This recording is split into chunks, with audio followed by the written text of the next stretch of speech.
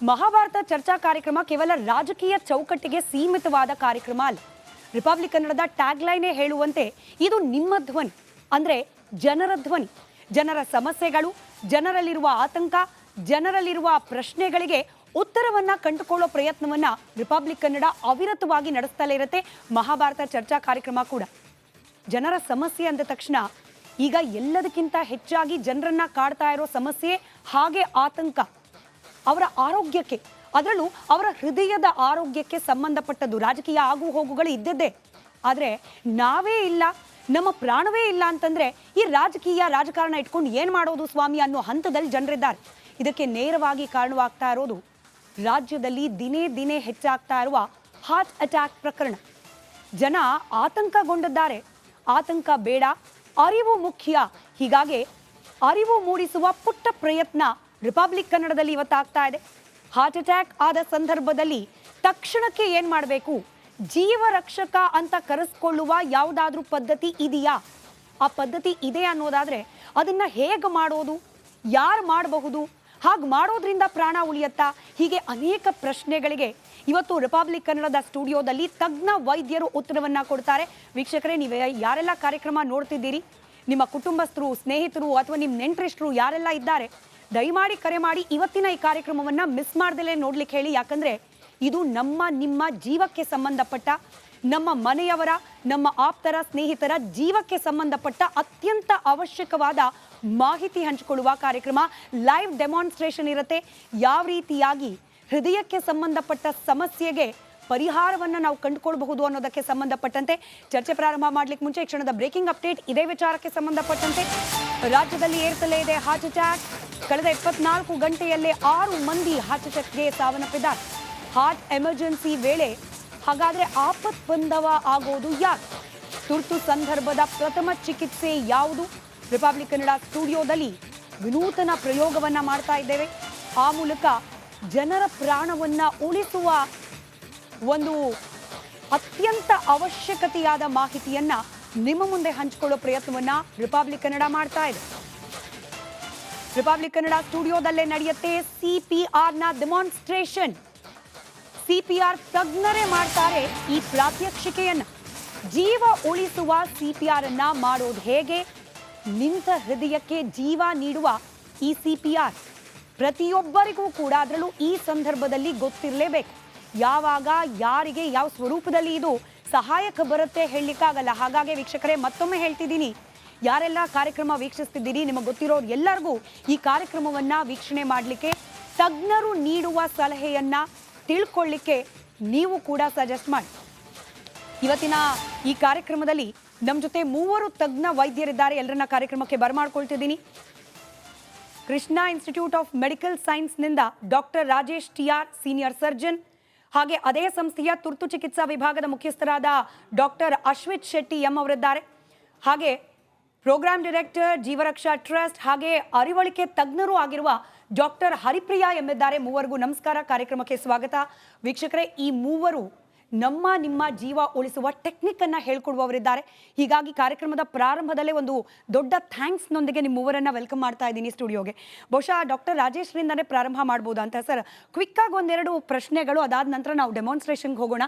CPR ಮಾಡೋದು ಹೇಗೆ, ಯಾವುದು ಕರೆಕ್ಟಾದ ಪ್ರಕ್ರಿಯೆ ಅನ್ನೋದ್ರ ಬಗ್ಗೆ ಮಾತಾಡೋಣ. ಜನರಲ್ ಆತಂಕ ಅಂತೂ ಇದೆ ಸರ್. ಆತಂಕ ಪಡುವ ಪರಿಸ್ಥಿತಿಯಲ್ಲಿ ನಾವು ಇದ್ದೀವಿ ಅನ್ನೋದಾದ್ರೆ ಯಾಕೆ ಇದ್ದಕ್ಕಿದ್ದ ಹಾಗೆ ಹಾರ್ಟ್ ಅಟ್ಯಾಕ್ ಪ್ರಕರಣಗಳು ಹೆಚ್ಚಾಗ್ತಾ ಇದೆ? ಹೌದು, ಆತಂಕ ಪಡೋಂಥ ಸ್ಥಿತಿಲಿ ಖಂಡಿತ ಇದ್ದೀವಿ. ಯಾಕಂದರೆ ಈಗ ಈ ಯಾವ ರೀತಿ ಕೋವಿಡ್ ಪ್ಯಾಂಡಮಿಕ್ ಆಗಿತ್ತು, ಅದೇ ರೀತಿ ಈಗ ಹೃದಯ ರೋಗದ ಎಪಿಡೆಮಿಕ್ ಆಗಿಬಿಟ್ಟಿದೆ ಇಂಡಿಯಾಲಿ. ಪ್ಯಾನಿಕ್ ಆಗಬೇಕು, ಆದರೆ ಈ ಪ್ಯಾನಿಕ್ಕಿಂದ ಉಪಯೋಗ ಆಗಬೇಕು. ಏನಾಗಬೇಕು ಅಂದರೆ ನಾವು ತಿಳ್ಕೋಬೇಕು, ಏನಿದು ಹೃದಯ ತೊಂದರೆ ಅಂದರೆ ಏನು, ಯಾಕಾಗುತ್ತೆ, ಯಾರಿಗೆ ಬರುತ್ತೆ, ಅದನ್ನು ಹೇಗೆ ಪತ್ತೆ ಹಚ್ಚೋದು, ಎಮರ್ಜೆನ್ಸಿ ಟ್ರೀಟ್ಮೆಂಟ್ ಏನು, ಎಲ್ಲಿ ಟ್ರೀಟ್ಮೆಂಟ್ ಸಿಗುತ್ತೆ, ಯಾವ ಥರ ಟ್ರೀಟ್ಮೆಂಟ್ ಸಿಗುತ್ತೆ, ಇದೆಲ್ಲ ಅರಿವು ಮೂಡಿಸಬೇಕು ಜನರಲ್ಲಿ. ಅದಕ್ಕೆ ಇಂಥ ಪ್ರೋಗ್ರಾಮ್ಗಳಿಂದ ಡೆಫಿನೆಟ್ ಆಗಿ ಪಬ್ಲಿಕ್ಗೆ ಹೆಲ್ಪ್ ಆಗುತ್ತೆ. ಇಲ್ಲಿರೋ ಒಂದು ಬೇಸಿಕ್ ಕನ್ಫ್ಯೂಷನ್ ಅಂದರೆ ಹಾರ್ಟ್ ಅಟ್ಯಾಕ್ ಏನು, ಕಾರ್ಡಿಯಾಕ್ ಅರೆಸ್ಟ್ ಏನು, ಈ ಗೊಂದಲನೇ ಜನರಲ್ಲಿದೆ. ಅಂದರೆ ತಕ್ಷಣ ಪ್ರಾಣ ಹೋಗುತ್ತೆ ಅಂದರೆ ಏನಾಗಿರುತ್ತೆ ಹೃದಯಕ್ಕೆ ಅಂತ? ಹೌದು, ಹಾರ್ಟ್ ಅಟ್ಯಾಕ್ ಅಂದರೆ ಹಾರ್ಟ್ಗೆ ರಕ್ತ ಸಪ್ಲೈ ಮಾಡುವಂಥ ಪೈಪ್ಗಳಿರುತ್ತೆ, ರಕ್ತನಾಳಗಳಿರುತ್ತೆ, ಕೊರನರಿ ಆರ್ಟ್ರೀಸ್ ಅಂತೀವಿ.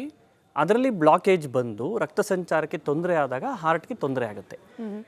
ಅಂಥ ಸಂದರ್ಭದಲ್ಲಿ ಅಂಥ ಒಂದು ಪೇಷಂಟ್ನಲ್ಲಿ ಸಡನ್ನಾಗಿ ಬ್ಲಡ್ ಸಪ್ಲೈ ಕಟ್ ಆದರೆ ಆ ಭಾಗ ಯಾವ ಭಾಗಕ್ಕೆ ಅದು ಪೈಪ್ ಸಪ್ಲೈ ಮಾಡ್ತಿರುತ್ತೆ ಅದು ಪೈಪ್ ತೊಂದರೆ ಆಗಿದೆ ಆ ಭಾಗದಲ್ಲಿ ಇರೋ ಮಸಲ್, ಹಾರ್ಟ್ ಅಂದರೆ ಮಸಲ್, ಪಂಪಿಂಗ್ ಮಸಲ್, ಅದು ಆ ಮಸಲ್ಗೆ ಡ್ಯಾಮೇಜ್ ಆಗುತ್ತೆ. ಆ ಡ್ಯಾಮೇಜ್ ಆಗೋದನ್ನು ಹಾರ್ಟ್ ಅಟ್ಯಾಕ್ ಅಂತೀವಿ. ಕೆಲವು ಸಲ ಹಾರ್ಟ್ ಅಟ್ಯಾಕ್ ಆಗದೇನೆ ಎದೆ ನೋವು ಬರುತ್ತೆ, ಮನುಷ್ಯ ಟ್ರೀಟ್ಮೆಂಟ್ ತೊಗೊಂಡ್ರೆ ರೆಸ್ಟ್ ತೊಗೊಂಡ್ರೆ ಎದೆ ನೋವು ಹೋಗ್ಬಿಡುತ್ತೆ, ಅದು ಹಾರ್ಟ್ ಅಟ್ಯಾಕ್ ಅಲ್ಲ. ಹಾರ್ಟ್ ಅಟ್ಯಾಕ್ ಅನ್ನೋದು ಮಸಲ್ ಡ್ಯಾಮೇಜ್ ಆಗಬೇಕು. ಮಸಲ್ ಡ್ಯಾಮೇಜ್ ಆದಾಗ, ಹಾರ್ಟ್ ಅಟ್ಯಾಕ್ ಆದಾಗ ಅದು ತೊಂದರೆ ಕಂಡುಕೊಳ್ಳುತ್ತೆ, ನೋವು ಬರುತ್ತೆ, ವಾಮಿಟಿಂಗ್ ಆಗುತ್ತೆ, ಸ್ವೆಟ್ಟಿಂಗ್ ಆಗುತ್ತೆ. ಹಾರ್ಟ್ ಅಟ್ಯಾಕ್ ಅನ್ನೋದು ಇದು.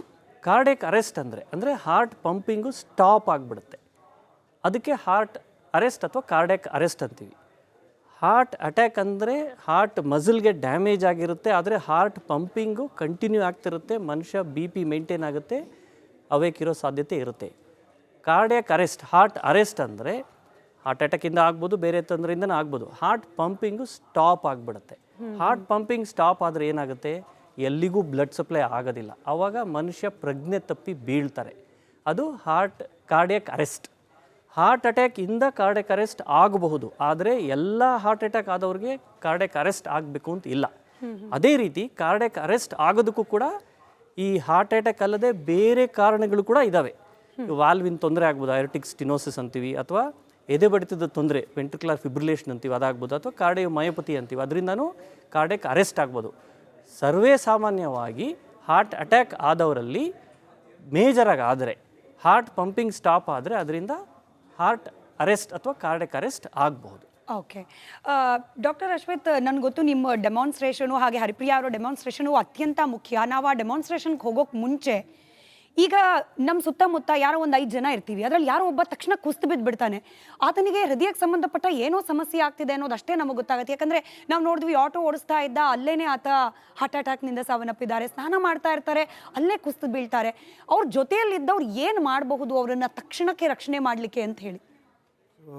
ಅವರು ಕುಸಿದು ಬಿದ್ದಾಗ ಫಸ್ಟ್ ಅವ್ರು ರೆಸ್ಪಾಂಡ್ ಮಾಡ್ತಾ ಇದ್ದಾರಾ ಇಲ್ವಾ ಅಂತ ನೋಡಬೇಕಾಗತ್ತೆ. ಅದಕ್ಕೆ ನಾವು ಕೆರೋಟಿಡ್ ಪಲ್ಸ್ ಅಂತ ಹೇಳ್ತೀವಿ, ಸೆಂಟ್ರಲ್ ಪಲ್ಸ್ ಅಂತ.